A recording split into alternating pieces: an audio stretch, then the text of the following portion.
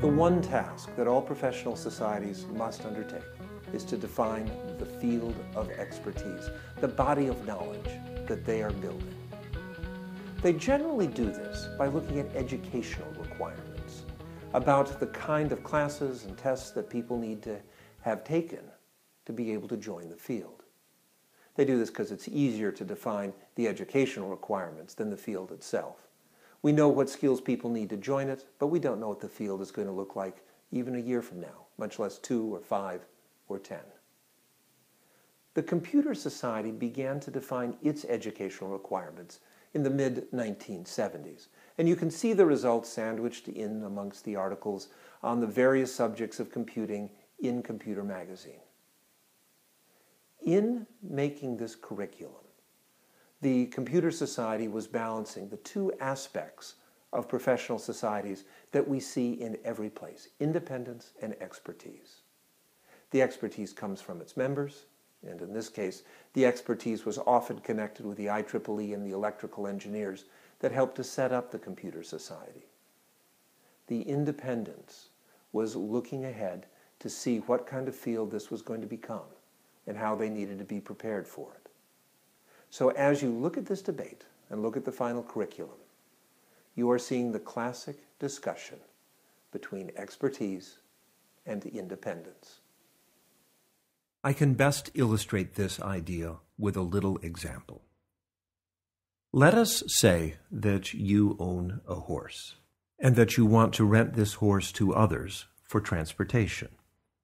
How do you decide who is qualified to rent your horse? Who knows how to bridle, saddle it, and ride it and control it well enough to protect your assets? Well, you could test and qualify everybody yourself, but that takes time and would eat into your profits. So you start looking for an independent organization that can help you. In particular, you'd look for something that has no economic interests in the skills that they are certifying. No one who is running a training school, for example, or someone who wants to sell their services. You also want an organization or group that follows the changes and makes sure that they are up to date, that they know the latest skills as they develop. A group that's not tied to a specific set of ideas. The reason that this latter is important is that technology changes. And all of a sudden, if you're in the transportation business, you may not be dealing with horses, but with cars. Cars, of course, require new sets of skills, and they indicate a new direction in the transportation field. So now we have a key question. Can the same people who certified riders as being qualified to use your horse be the same people who certified drivers to use your car?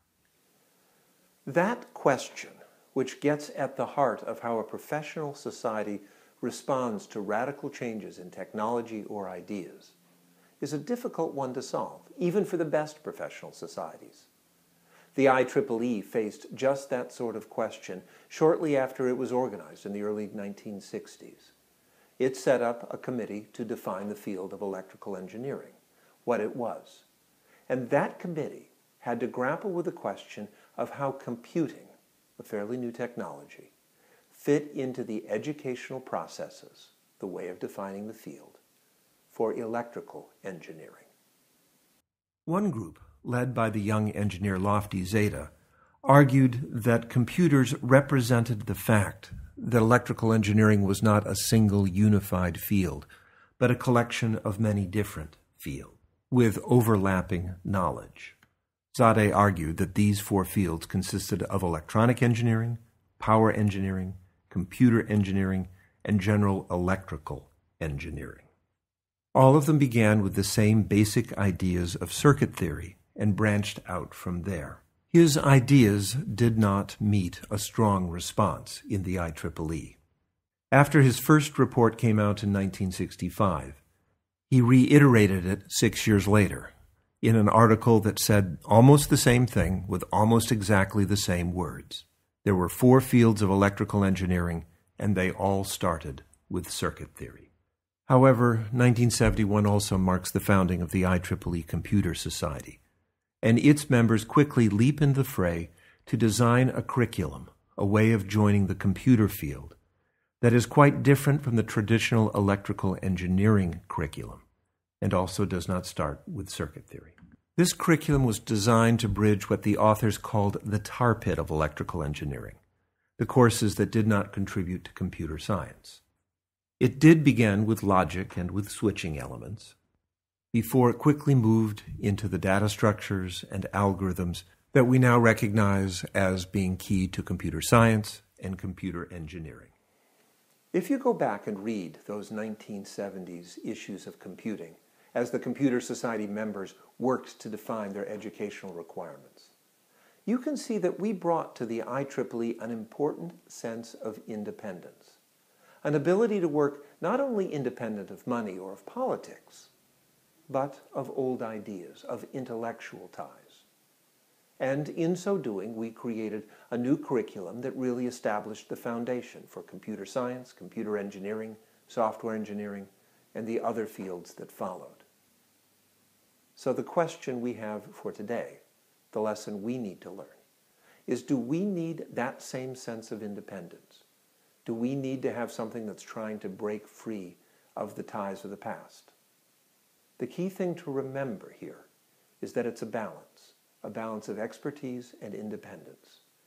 In fact, we have seen that all professional societies are benefited from time to time by having some group that can think freely and look at new ideas without constraints, whether those constraints be economic, political, or intellectual.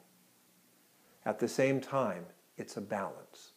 And as we go ahead, we need to remember that what the IEEE accomplished in the 70s with its Computer Society was a balance of independence in a new field with the traditional engineering values of the IEEE. We need to have that balance, because otherwise we're either a group of independent thinkers bouncing off walls and saying nothing that's of any value, or we're stuck in the past, stuck in ideas that helped one generation but will not help this one move forward. This is the challenge we face, and these are the lessons we learn from the development of our society. This is David Allen Greer. Take care. A question for you all. If you look at these covers from Computer Magazine, you will see that they were all provided by someone named L.C. Hobbs of Del Mar, California. The question then arises, who was Mr. Hobbs, assuming it was a Mr. Hobbs, and how did we get his issues of computer? Was he a Computer Society member? Was he a member of the staff out in the Los Alamitos office? Did we get all this stuff at a garage sale? If any of you have any idea, I'd be glad to know. Take care.